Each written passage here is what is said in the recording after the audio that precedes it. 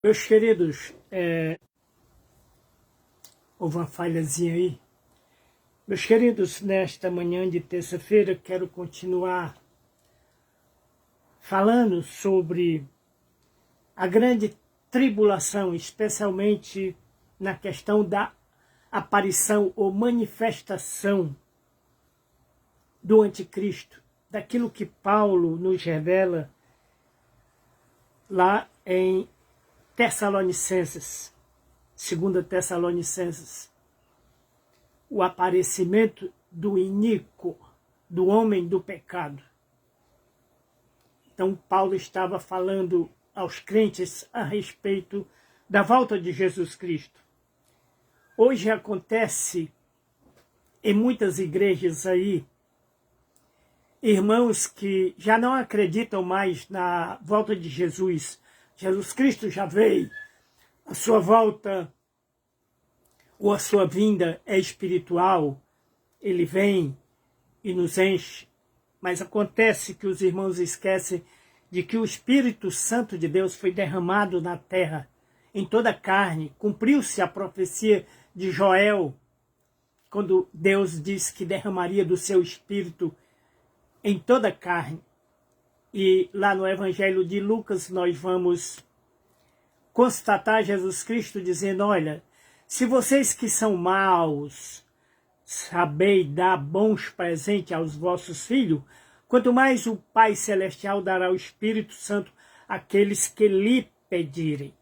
Então há necessidade de pedir o Espírito Santo. E você talvez diz: não, mas Cornélio não pediu. Mas lá em Éfeso, quando Paulo perguntou: vocês foram batizados no Espírito Santo? Disse: não, nós nem sabemos o que é isto. Nunca ouvimos falar do Espírito, né? E Cornélio ouviu falar, e por isso ele mandou chamar Pedro para falar do Evangelho de Cristo, e o Espírito caiu sobre ele, né? Então, há pessoas que buscam incessantemente, mesmo não sendo batizadas, buscam o Espírito Santo de Deus, buscam santidade. Então, queridos, sem mais delongas, para falar sobre o anticristo, quem será o anticristo? O biblicista da Bíblia, que ordem cronológica, ele nos revela que nós não devemos nos preocupar com o nome, com a pessoa, não devemos tentar interpretar quem será o anticristo. Um papa, um pastor, um judeu, um juiz, um governador, um presidente da república, né? Muitos falam até em Donald Trump. Muitos diziam que Alexandre o Grande era o anticristo, outros diziam que foi Antíoco, né? Naquela época, 300 anos antes do nascimento de Cristo, né? Aquele homem perverso. Mas veja bem, no capítulo 7 de Daniel, Daniel vai nos trazer o seu sonho, a visão de Daniel dos 4 animais. Então ele descreve o primeiro, que era um leão, e tinha asa de águia. Olhei até que foram arrancadas as asas, e foi levado da terra e posto em pé como um homem, e foi-lhe dado um coração de homem. Continuei olhando, e eis aqui o segundo animal, semelhante a um urso, o qual se levantou de um lado, tendo na boca 3 costelas entre os seus dentes, e foi-lhe dito assim: levanta-te, devora muita carne.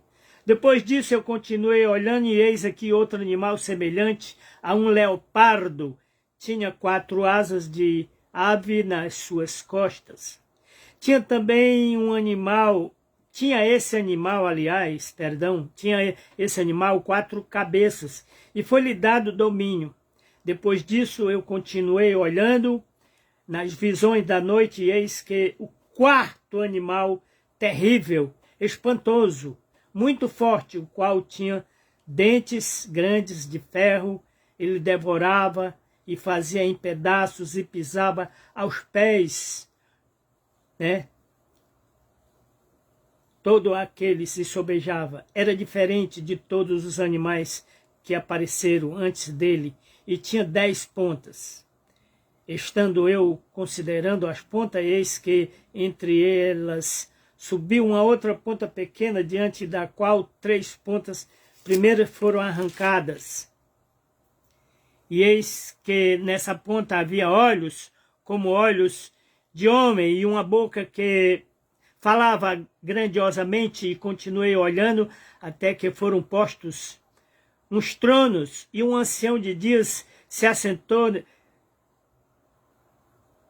no seu trono. A sua veste era branca como a neve, e o cabelo de sua cabeça como a limpa lã.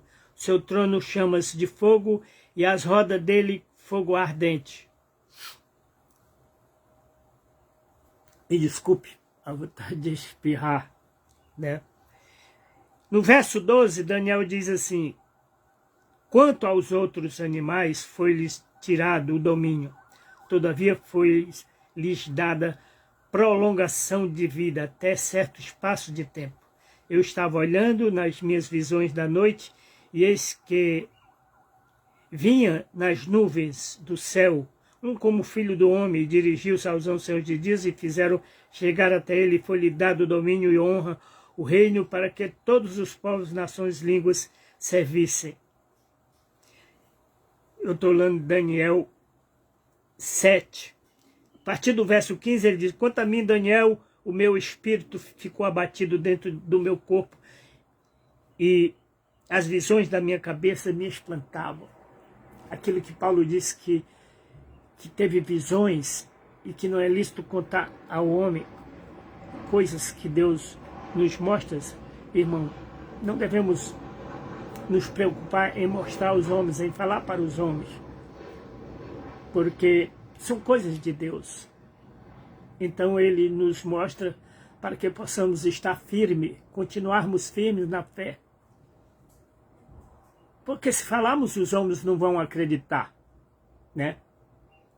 Vão dizer simplesmente: não, ele é um homem, já foi um adúltero, ele é um pecador igual a mim, então não adianta falar. Então ele diz aqui: cheguei-me a um dos que estavam perto, pedi-lhe a verdade acerca de tudo isso, e ele me disse e fez-me saber a interpretação das coisas. Estes grandes sinais, esses grandes animais que são quatro reis que se levantarão da terra. Os santos do Altíssimo receberão o reino e possuirão, eu falei isso ontem, né? Está falando dos crentes, dos verdadeiros filhos de Deus, possuirão o reino para todo sempre. Então tive desejo de conhecer a verdade a respeito do quarto animal, que era diferente de todos. Era terrível, cujos dentes eram de ferro, as suas unhas de metal, que devorava, fazia em pedaços, pisava aos pés o que sobrava. E também das 10 pontas que tinha na cabeça, e da outra que subia de diante da qual caíram 3, daquela ponta, digo, que tinha olhos e uma boca que falava blasfêmia grandiosamente, e cuja aparência era mais firme do que das suas companheiras. Eu olhava, e eis que essa ponta fazia guerra contra os filhos de Deus, contra os santos de Deus, e os vencia. Então, querido, aqui eu paro um pouco para dizer: o anticristo, ele vai vencer a igreja, o poder da igreja, porque o Espírito Santo de Deus será retirado. O poder da igreja está no Espírito Santo. Muitos crentes não sabem disso. Acham que o poder está no dinheiro, como aquela igreja de Laodiceia era bastarda. O poder está na eloquência, né? Eu sou profeta, eu sou doutor do Novo Testamento. Eu estudei 10 anos, 20 anos. Eu estudo a palavra de Deus há 40 anos, né? E não me coloco como um teólogo, apesar de Grudem dizer: todos nós que estudamos a palavra de Deus somos teólogos. Resta saber se somos bons ou ruins. Então, queridos, eu estudo há 40 anos e não me julgo grande conhecedor. Então, Daniel diz aqui, né, que o anticristo fará guerra contra os santos e os vencerá. O anticristo porá na cadeia, matará muitos crentes. Jesus Cristo disse que aqueles dias serão abreviados por causa dos escolhidos. Porque se não fossem abreviados, nenhuma carne sobraria, toda a carne expiraria. Então, para que não sejamos enganados, o Senhor nos tirará, né? Muitos permanecerão porque aceitarão a doutrina do anticristo, aceitarão os argumentos do anticristo, porque são pessoas voltadas para o mundo, para a riqueza, para os bens materiais. Então, Daniel continua dizendo, até que veio o ancião de dias e foi dado o juízo aos santos do Altíssimo. E chegou o tempo em que os santos possuíram o reino. Então está falando do milênio aqui, no milênio que muitos não acreditam, né? Existem as escolas amilenista, pós-milenista, pré-milenista, preterista e tantas outras escolas, né? Eu estava revisando aqui aqueles autores que eu sempre busco, pesquiso, Grudem, Erickson Millard, Franklin Ferreira Alameito, Losberkov, Strong e tantos outros, todos eles são unânimes nessa questão do anticristo, que não devemos tentar revelar ou tentar profetizar, adivinhar. Ah, está lá. João vai dizer, Paulo também, o Apocalipse vai dizer que o número dele é 666. Mas João não revela a marca. João fala da marca como um sinal na testa ou na mão direita. Sinal na testa ou na mão direita. Um sinal, uma marca.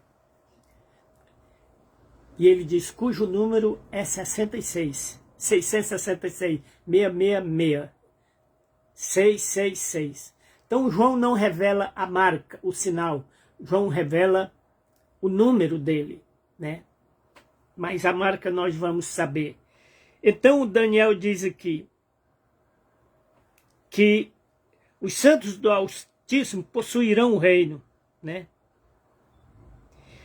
Ele vai falar aqui do reino, né, das 10 pontas, aquele mesmo reino que se levantarão 10 reis depois deles, se levantará outro, o qual será diferente dos primeiros, proferirá palavras contra Deus, né, contra Jesus Cristo, e destruirá os santos do Altíssimo. Verso 25 do capítulo 7. Está vendo? Daniel disse, afirmou aqui, que o anticristo destruirá os santos do Altíssimo. O que significa destruir, irmão? Destruir uma estátua, né? Quebrar.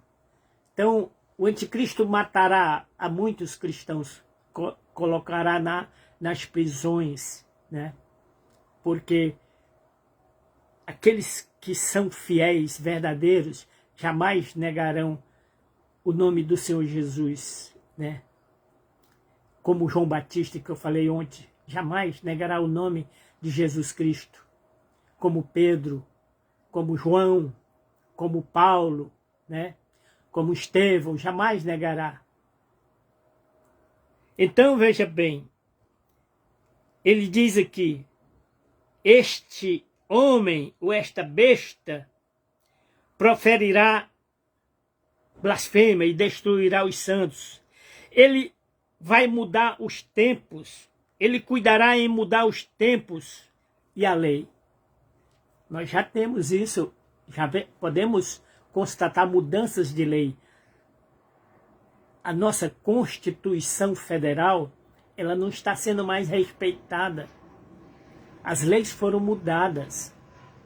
Os juízes a interpretam a seu bel prazer. A Constituição foi rasgada, as leis estão destruídas, querido. Não existe mais lei. A lei é do mais forte, quem tem mais dinheiro, né? Está aí a corrupção, a violência, a iniquidade por se multiplicar, né? Então, Daniel diz que ele mudará as leis e os filhos de Deus serão entregues em suas mãos por um tempo, 2 tempos e metade de um tempo. Ainda bem que esse tempo é apenas 3 anos e meio, né? Como todas as escolas interpretam nisso, eles têm razão, né? Que o tempo será 3 anos e meio. 1 tempo, 2 tempos e metade de um tempo. 1 tempo, 2 tempos e metade de um tempo. 3 anos e meio.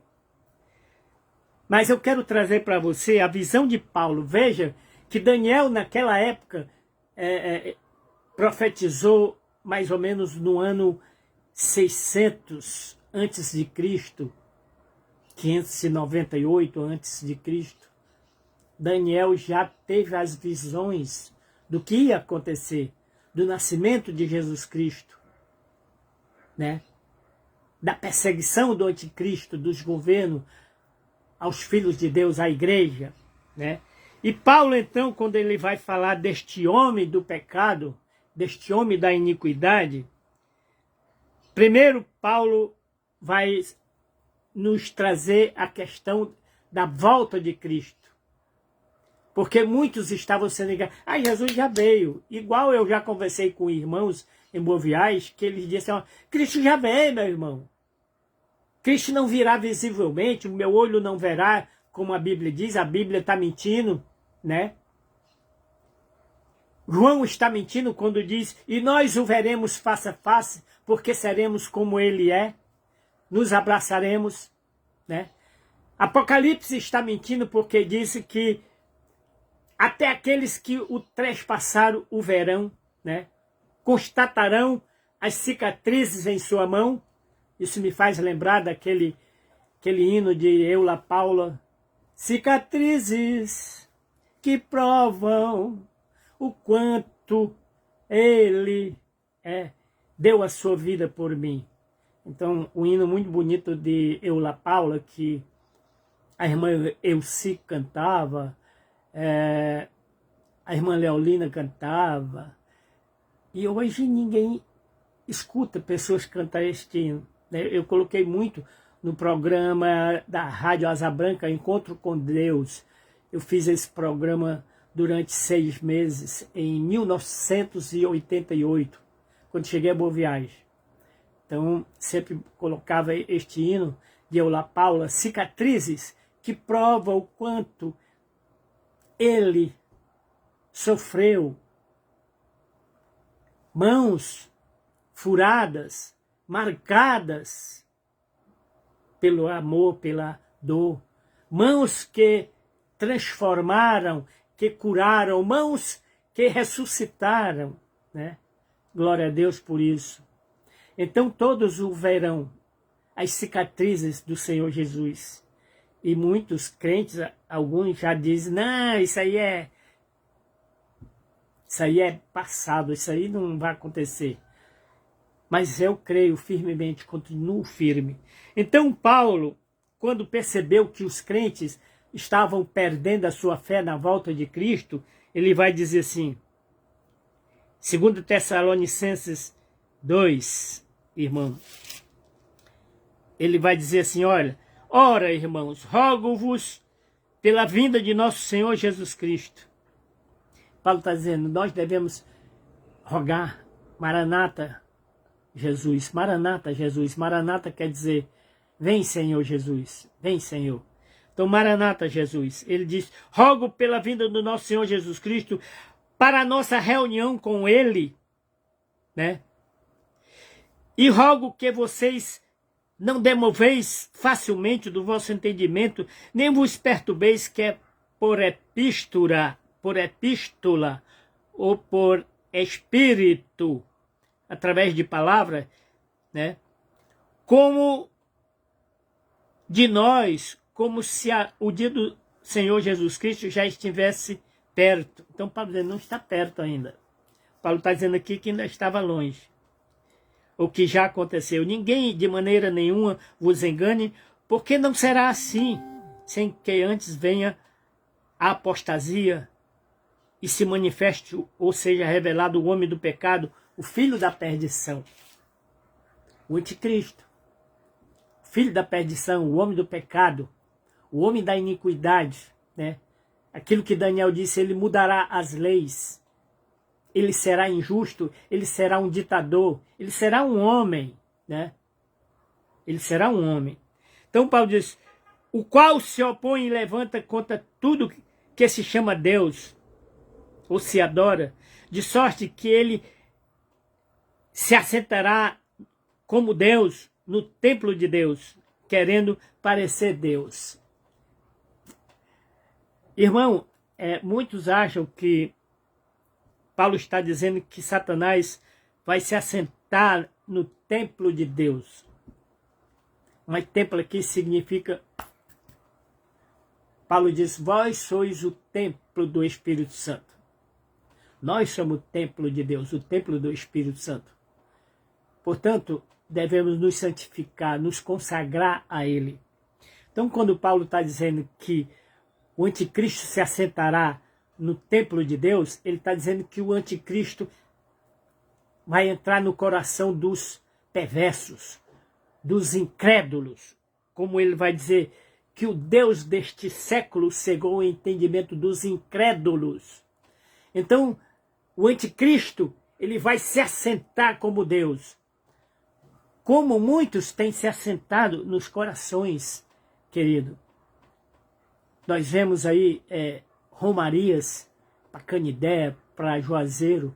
Então, pessoas que deixaram a idolatria tomar conta do seu coração. Foi inaugurada agora uma estátua de Nossa Senhora lá no Juazeiro, a maior de todos os tempos. As pessoas estão correndo para lá. As pessoas se derramam, né? As pessoas choram, as pessoas acendem vela, etc. As pessoas dão crédito à estátua. O salmista diz, torne-se semelhante a todos aqueles que o adoram, que fazem, irmão. O Senhor ele disse, eu não darei a minha glória à imagem de escultura. Deus abomina quem faz, quem se prostra diante de estátuas, de ídolos, irmão. Então, eu vejo pessoas aí, até minhas amigas, né, que postam foto perto de uma estátua, dizendo que é de Nossa Senhora, e não sabe nem quem é Nossa Senhora. Existe mais de 1000 representações.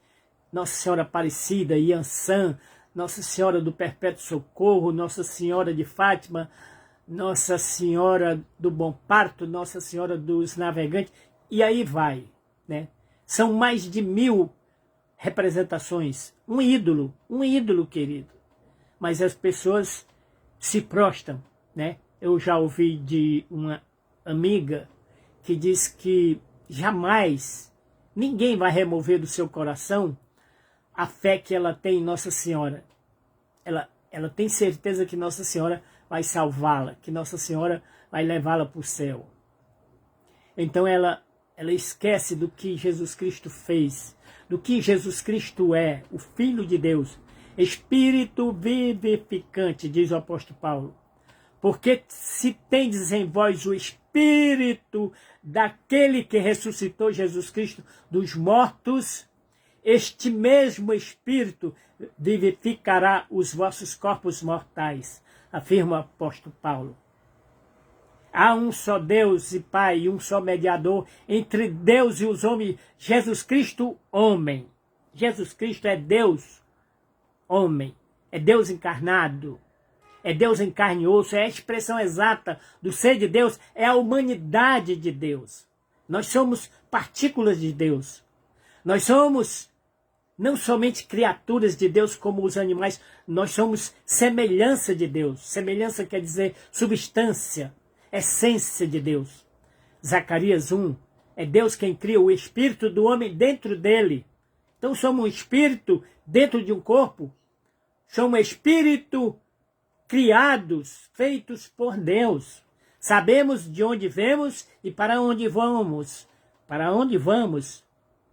Para Deus, porque somos seus filhos, né?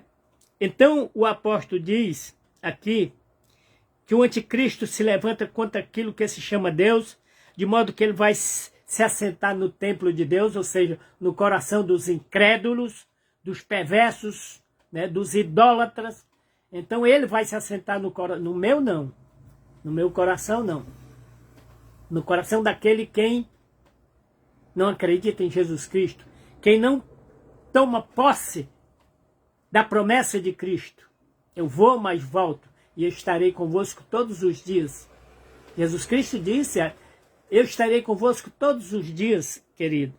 Então o apóstolo, adiantando aqui, ele diz aqui no verso 6, e agora, irmãos, vós sabeis o que detém, para que o seu próprio tempo seja manifestado, porque já o mistério da injustiça já opera. Na época de Paulo, o império da injustiça já operava. Muitos anticristos, diz o apóstolo João. Então será revelado o iníquo, o homem do pecado, a quem o Senhor desfará com o sopro da sua boca, né? A esse cuja vinda é segundo a eficácia de Satanás.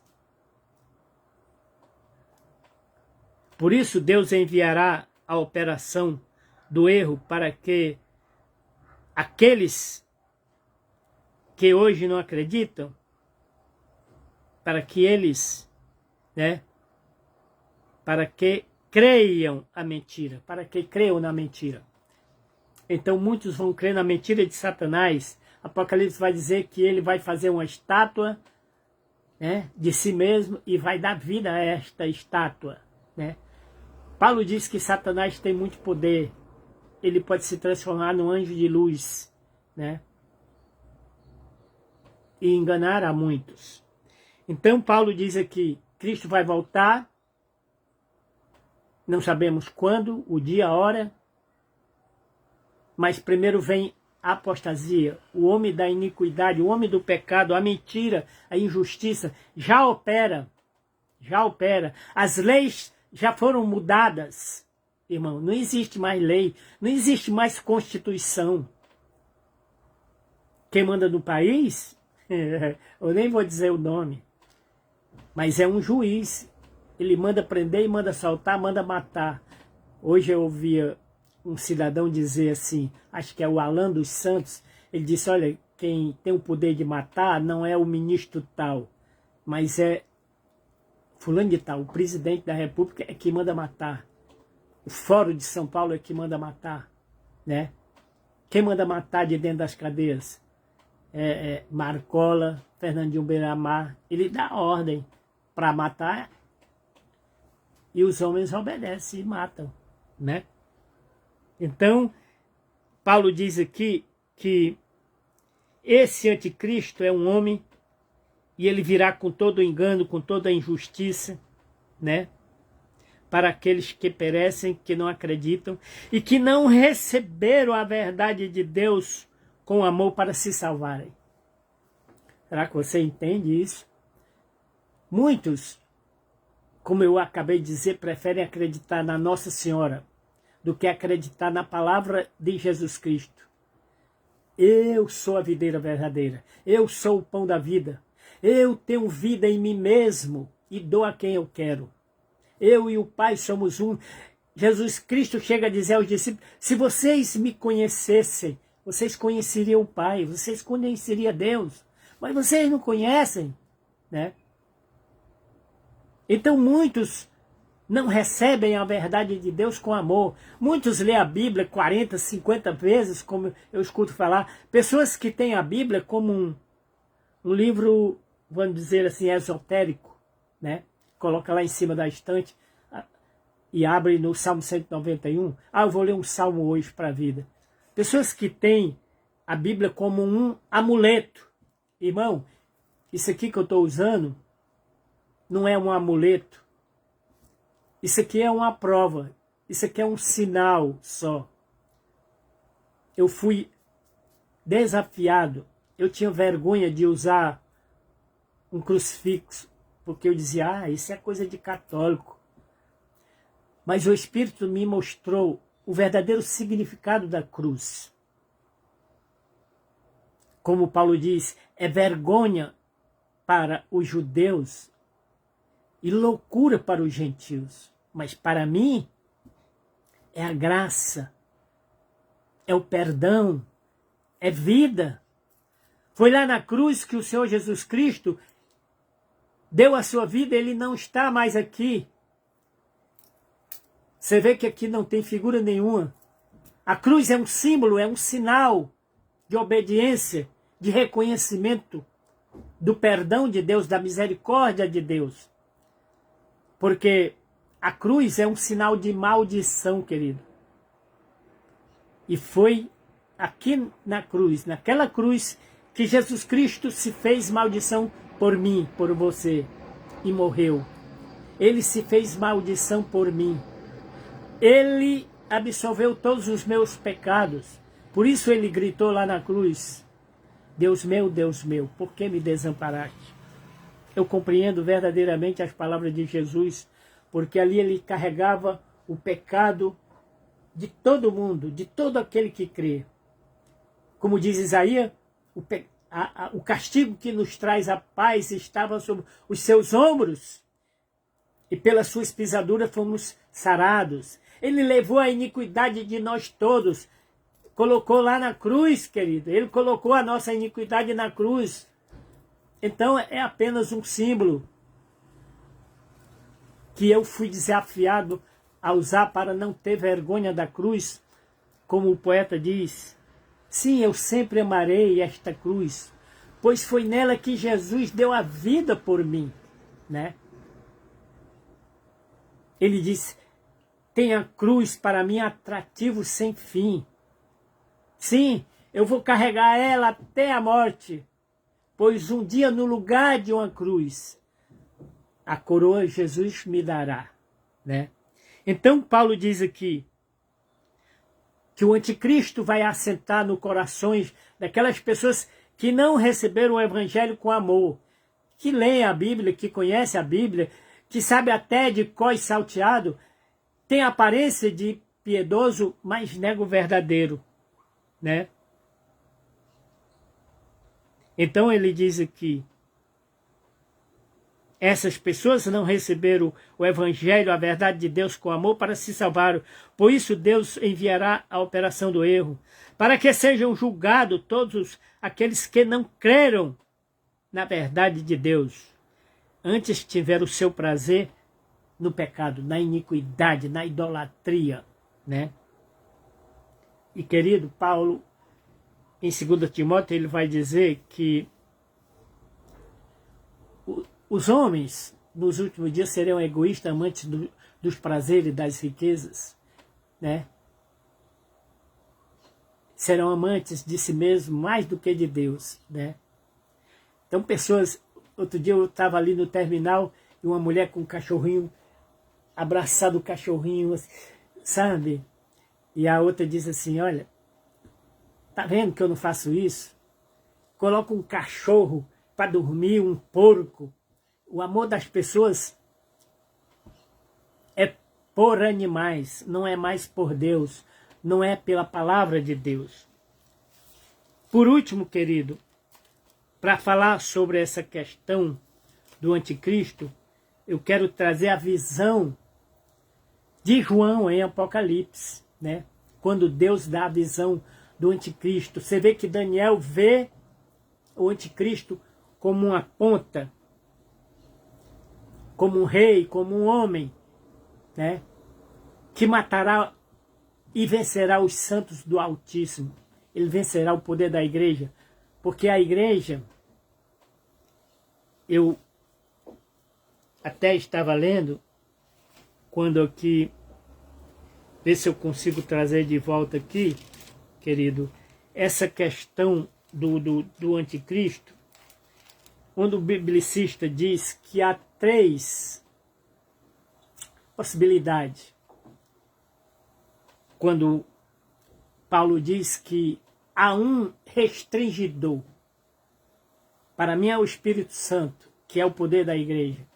Mas ele disse, mas não se pode afirmar com certeza, porque a Bíblia diz que o Espírito Santo, que este restringidor será tirado da terra. Então o diabo atingirá os santos do Altíssimo.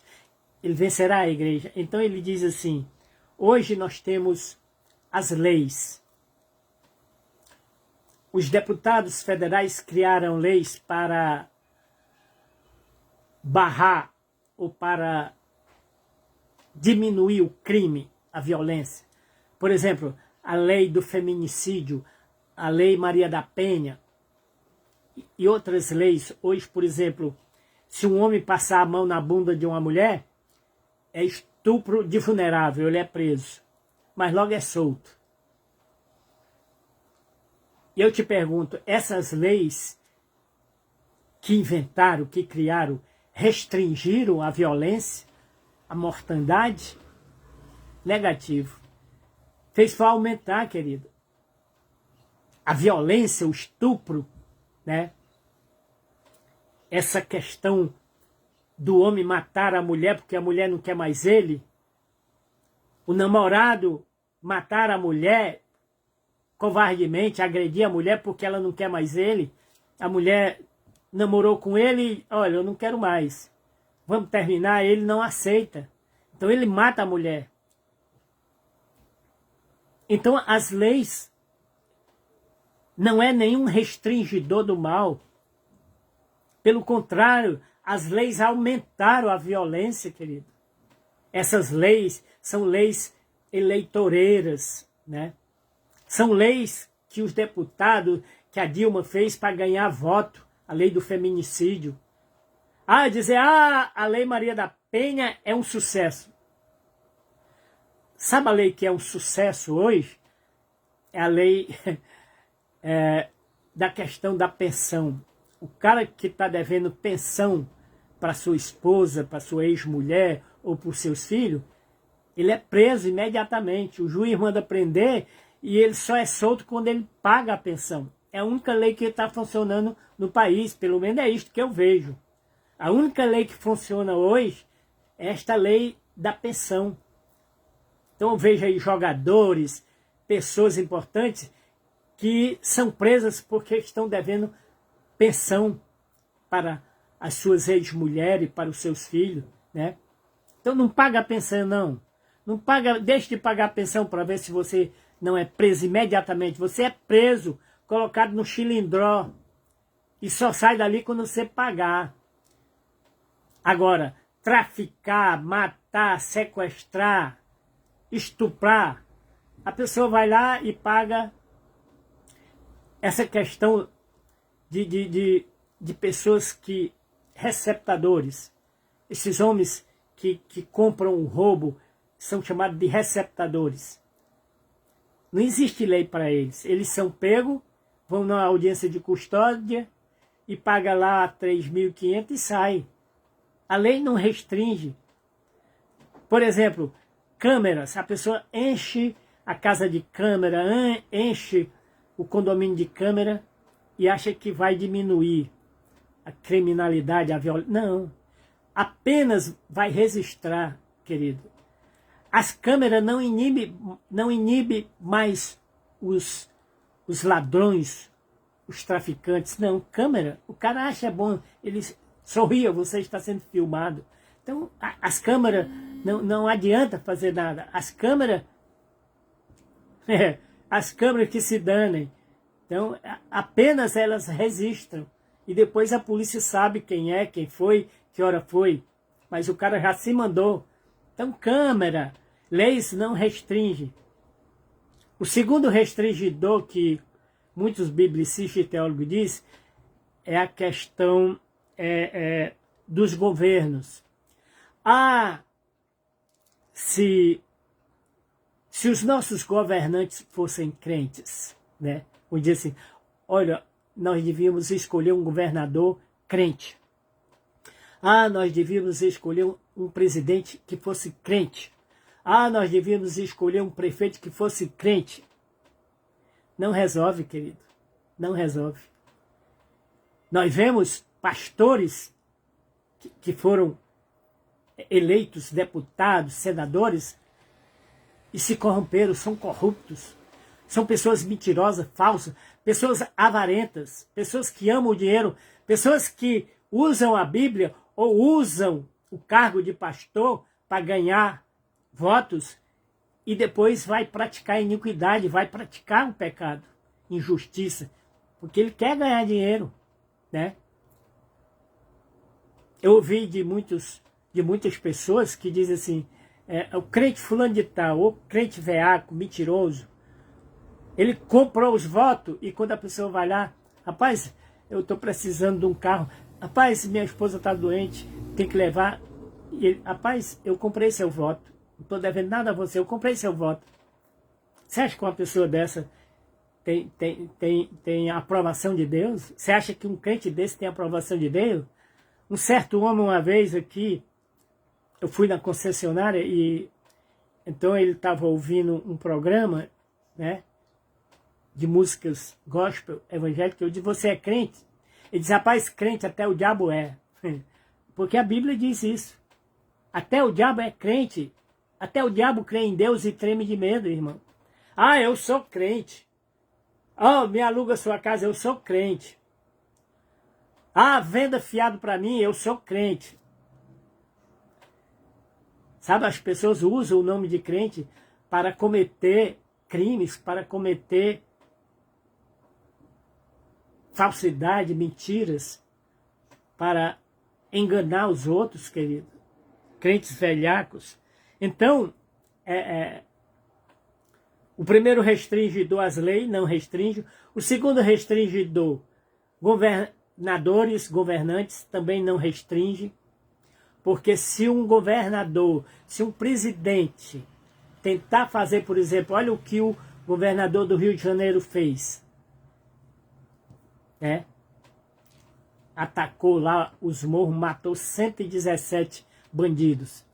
Ele está sendo acusado de genocida. Ele é um déspota, ele matou 117 pessoas, pais de família, etc. Querido. Não adianta um governador, um presidente que seja duro, porque as pessoas vão dizer que ele é um ditador, que ele é um déspota. Então, o presidente, o governador, o ministro, ele tem que ser maleável, flexível. Ele tem que ser transigente com a lei. Quando a Bíblia diz que nós devemos ser intransigente, né? Inflexível. O terceiro restringidor, vê se eu me lembro aqui, a minha memória já falha, o primeiro seria as leis, o segundo seria os governantes, e o terceiro restringidor aí, as igrejas. Então o biblicista fala que um terceiro restringidor seria a igreja, ou as igrejas. Você já percebeu andando por aí, por exemplo, em Boa Viagem, eu conheço todo o interior de Boa Viagem, em todo lugar ali tem uma igreja, querido. Aliás, 2, 3, Águas Belas, Guia, Camarados Timóteos, lá no Riacho Verde, lá na Barriguda, lá, sei lá por onde que eu andei, Piedade, Domingo da Costa. Então, em todo lugar você vê uma igreja levantada. Que igreja é aquela? Pentecostal, Deus é amor. Ah, é Assembleia de Deus. É quadrangular. Tantas igrejas. Aí em Boa Viagem, por exemplo, só tinha 2 igrejas. A igreja católica e a igreja congregacional. Quantas igrejas tem na Boa Viagem hoje? Né? Centenas, talvez, né? Dezenas de igrejas. CCB, quadrangular. A Assembleia de Deus tem mais de 10, né? Adventista. Testemunha de Jeová, Batista, Presbiteriana, Boaviagense. A igreja, querido, falhou. A igreja falhou. A igreja hoje está buscando seguidores. A igreja hoje está usando maquineta para arrecadar dinheiro. A igreja hoje está pedindo seguro de vida para o pastor. A igreja hoje está vivendo de eventos, de festas, de passeatas. Então o pastor quer colocar 300 carros na rua para mostrar o seu poder, para mostrar que ele é o Todo-Poderoso. Então aniversário da igreja, vamos botar 500 carros. Ah, vamos convidar Aline Barros. Então a igreja está vivendo de eventos, a igreja está vivendo de festa, de oba-oba. A igreja não quer carregar a cruz, a igreja não quer se sujeitar à palavra de Deus, a igreja não quer se render ao Espírito. Isso me faz lembrar Davi quando pecou com Batseba e Natan trouxe para ele aquela questão da ovelha. Davi, assim assado, então, o cidadão tinha muitas ovelhas e o outro tinha só uma ovelhinha. Aí esse rei mandou matar a ovelhinha daquele súdito, porque não queria matar das suas ovelhas. E Davi, esse homem deve ser morto. E Deus disse através de Natan, este homem é você, Davi. Este homem é você. Você tem 9 esposas e 10 concubinas. Era isso que Davi tinha, 19 mulheres à sua disposição. Eu te dei dinheiro, eu te dei riqueza, eu deixei você matar muita gente.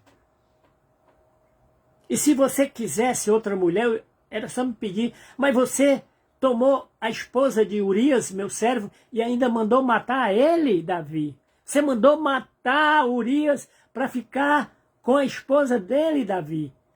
Ele só tinha aquela esposa. Urias não tinha concubina, Urias só tinha aquela esposa. Então Davi escreve o Salmo 51, é só você ler o Salmo 51, o Salmo 24, né?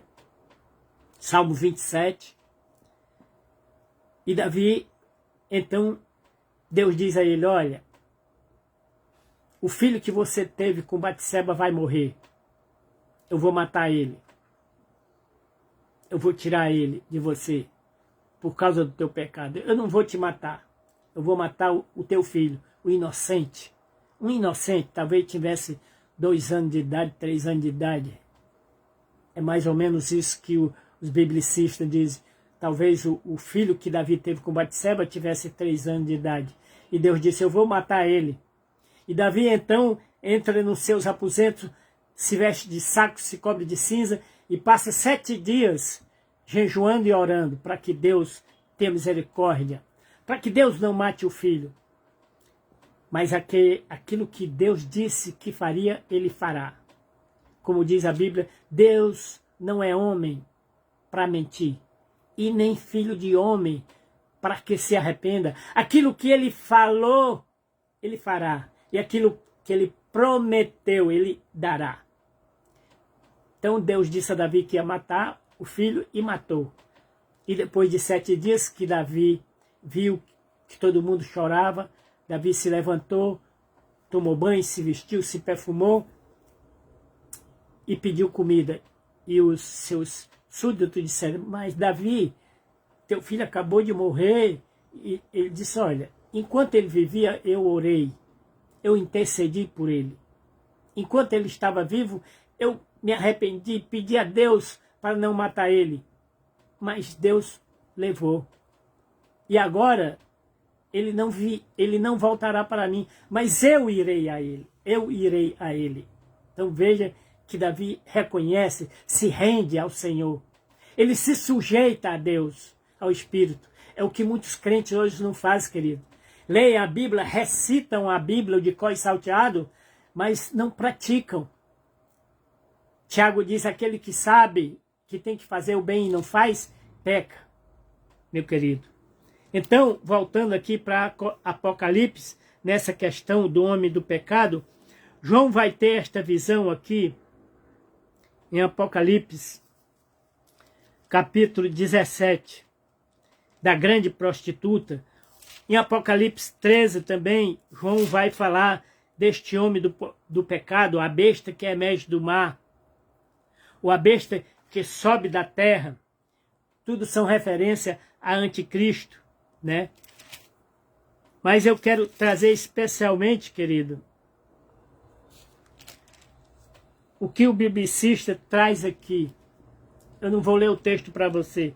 Eu vou ler o que o biblicista traz aqui para nós. Ele diz assim: a destruição da grande Babilônia mencionada em Apocalipse 16 é descrita agora com mais detalhe no capítulo 17. É descrita agora com mais detalhe. A grande prostituta chamada Babilônia representa o antigo Império Romano, com seus deuses, com seus ídolos, e o sangue dos mártires, né, dos cristãos que foram apedrejados, decapitados, mortos a espadas. Ele diz aqui, a água representa o comércio, né, por mar, os navios, ou uma cidade com bom suprimento de água.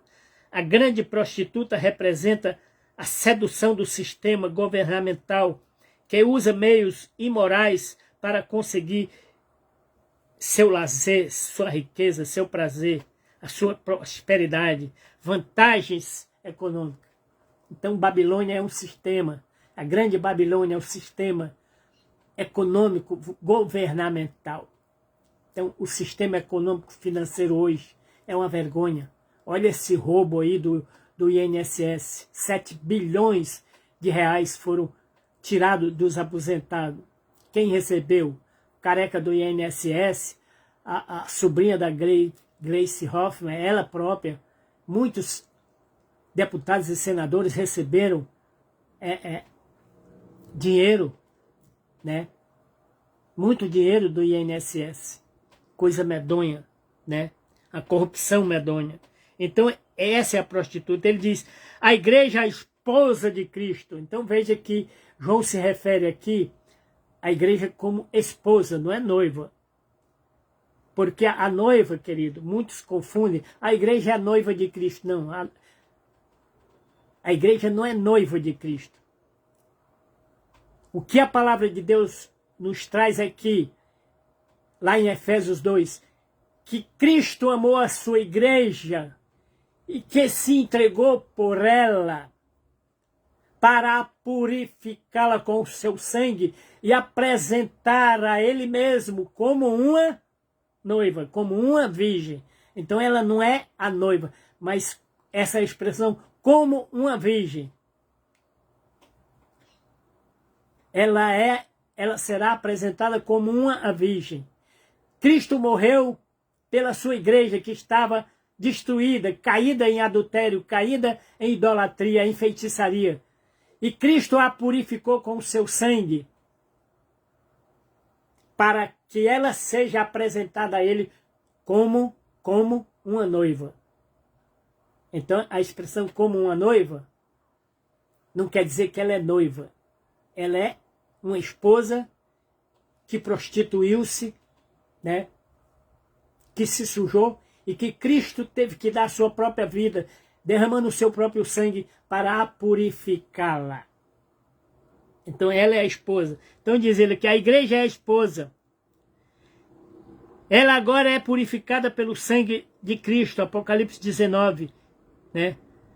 A cidade de Babilônia contrastada com a cidade celestial, a Nova Jerusalém, Apocalipse 21, provavelmente os leitores originais identificam Babilônia com Roma, mas Babilônia também simboliza um sistema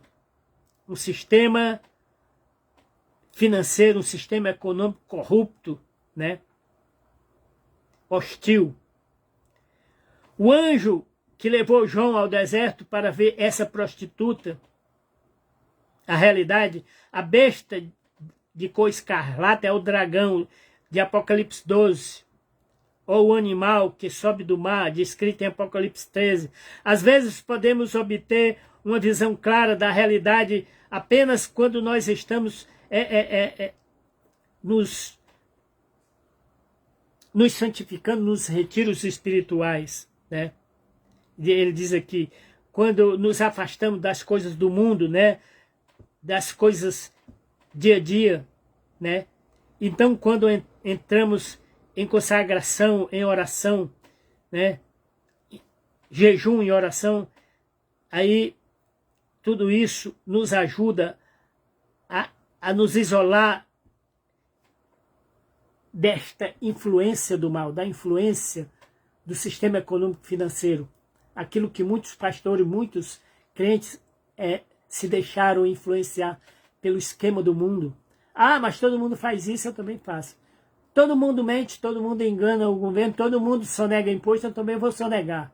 Ah, todo mundo dá propina ao guardinha lá para passar o carro sem documento vencido, eu também eu vou fazer. Crente não pode fazer isso, querido. Crente não pode pecar.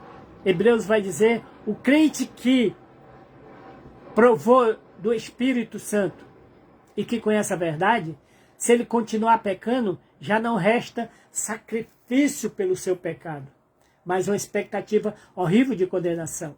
Outro dia eu via no ônibus e um cidadão, um ex-presidiário, né? Ele cumpre pena em regime aberto, então ele sai nos coletivos pregando o evangelho. Ele falava disso. Ele falava dessa questão de Hebreus, né? O crente que continua pecando, já não resta sacrifício pelo pecado, mas uma expectativa horrível de condenação, porque ele apostatou. É por isso que Paulo disse, olha, Cristo não virá sem antes acontecer a grande apostasia. Muitos apostatarão da fé, são palavras de Jesus. Muitos crentes, muitos que estão na igreja apostatarão da fé, seguindo doutrina de homens, seguindo a doutrina do anticristo, o engano, né? Ah, o crente pode isso, o crente pode aquilo. Crente que só pensa em juntar dinheiro, juntar, comprar, vender, dar, repartir, jamais. Então ele diz aqui, retiros espirituais, conferências, né, dias de oração, isso muitas vezes nos traz a santidade, né? Então, durante toda a história, houve pessoas que foram mortas por causa da sua fé. Durante o último século, milhões de pessoas foram mortas pelos governos opressores. Então, meu querido, João, quando fala dessa prostituta, ele diz, olha, o Espírito me levou a um deserto e eu vi uma mulher sentada sobre uma besta de cor escarlata. Ela estava cheia de nomes de blasfêmia, tinha 10 cabeças, 7 cabeças e 10 chifres. A mulher estava vestida de púrpura, de escarlata, adornada com ouro, pedras preciosas, pérolas, etc, né? Cheias de abominações, de imundícia. Na sua testa estava escrito o nome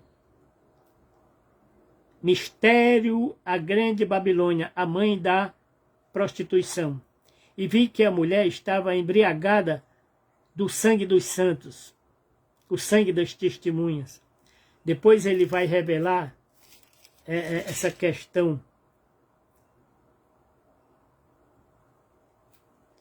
do mistério da mulher, né, da grande Babilônia. A besta que era e já não é ela também o 8º rei. E é dos 7 e vai à perdição. Os 10 chifres que viste são 10 reis. As águas que viste, onde a mulher se assenta, né, onde a prostituta se assenta, são multidões, são povos. Isso me faz lembrar, querido, o governo de Salomão. Lá em 1 Samuel, se não me engano, 7, Deus disse a Davi que ele não ia construir o templo, porque as suas mãos estavam cheias de sangue. Mas Salomão ia construir. E Deus então diz a Davi, se ele pecar contra mim, eu vou castigá-lo com vara de homens e com os açoites dos filhos dos homens. Eu vou castigá-lo. Contudo, não retirarei dele a minha benevolência, como a retirei de Saul. Por que que Deus retirou a benevolência, o amor, a graça de Saul? Saul caiu da graça. Saul recebeu de Deus, né, poder para reinar em Jerusalém. Ele até profetizou, mas Saul profanou. Saul ofereceu o sacrifício que não podia, tinha que ser Samuel. Saul foi consultar uma feiticeira de Endor, que não podia. Deus disse, não consultareis os mortos. Não há Deus em Israel. Por que você consulta os mortos? Muitos crentes, eu conheci pessoas aí que diziam ser crente, que consultava umas feiticeiras aí na Vila Azul, que botava baralho, que botava os búzios, né? Aí em Boa Viagem tem feiticeiros que usam crânios, cinza de mortos, feiticeiros que usam os búzios, feiticeiros que usam cartas, né, baralhos, etc. E tem pessoas que se dizem crente que vão lá consultar. Não, eu vou consultar como é que está o meu amor, como é que está o meu marido, como é que está o meu namorado, etc. E Deus diz, não tendes Deus? Por que você consulta os mortos? Ninguém pode consultar os mortos, queridos. Isso é abominação. E Salomão se rendeu às suas mulheres. Ele tinha 1000 mulheres. Ele diz, entre 1000 homens encontrei um só que sou eu. Entre tantas mulheres, 1000 mulheres, não encontrei nenhuma. Salomão não encontrou nenhuma. Ele tinha 1000 mulheres. Ele dava dinheiro, dava joias, construía postes ídolos. Ele construiu Astarote para suas esposas. E a Bíblia diz, o coração de Salomão já não é de todo do Senhor. Ele foi pervertido pelas mulheres. E Deus tirou Salomão, acho que com 70 anos. Né? Salomão ainda. E depois Deus tirou o reino das mãos do seu filho Roboão, porque Roboão, quando foi consultado pelos anciãos, ele disse, se o dedão do meu pé, se o dedão do meu pai era pesado, o meu dedo mínimo vai ser mais pesado ainda. Você entende? Essa parábola, né? Essa charada. Se o dedão do meu pai foi pesado a vocês, porque Salomão impôs muito jugo, Salomão escravizou muita gente, Salomão impôs pesados juros, impostos, taxas. Salomão arrecadava 120 toneladas de ouro por ano. Salomão era riquíssimo. Ele tinha 1000 estribarias. Importava cavalo da Arábia Saudita, do Egito. Salomão tinha muitos cavalos, tinha muitos camelos. E Deus tirou tudo.